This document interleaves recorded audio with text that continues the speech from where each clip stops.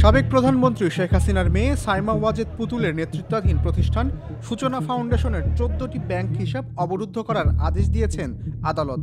দুর্নীতি দমন কমিশন দুদকের আবেদনের পরিপ্রেক্ষিতে ঢাকা মহানগরীর জ্যেষ্ঠ বিশেষ জজ মোহাম্মদ জাকির হোসেন ৪ মার্চ এ আদেশ দেন। দুদকের পক্ষ থেকে আদালতকে বলা হয়েছে, বিশ্ব স্বাস্থ্য সংস্থা WHO দক্ষিণ পূর্ব এশিয়ার আঞ্চলিক পরিচালক সাইমা ওয়াজেদ পুতুলের মা সাবেক প্রধানমন্ত্রী শেখ হাসিনা। সাইমা ওয়াজেদ তার মায়ের ক্ষমতা ব্যবহার করে জালিয়াতির আশ্রয় নিয়ে বিশ্ব স্বাস্থ্য সংস্থা ও সরকারের বিভিন্ন প্রকল্পের অর্থ আত্মসাৎ করে শত শত কোটি টাকা বিদেশে পাচারের অভিযোগ অনুসন্ধান করছে দুদক। দুদকের তথ্য অনুযায়ী সমাজসেবা অধিদপ্তরের নিবন্ধিত সূচনা ফাউন্ডেশনের ঠিকানা ধানমন্ডির পুরনো ৩২ নম্বর রোডের ৮ নম্বর বাড়ি। সূচনা ফাউন্ডেশনের মোট ১৪টি ব্যাংক হিসাবের তথ্য পেয়েছে দুদক। ২০২৪ সালে ২৪ নভেম্বর পর্যন্ত সূচনা ফাউন্ডেশনের ১৪টি ব্যাংক হিসাবে অর্থের পরিমাণ ৪৮ কোটি ৩৫ লাখ টাকা।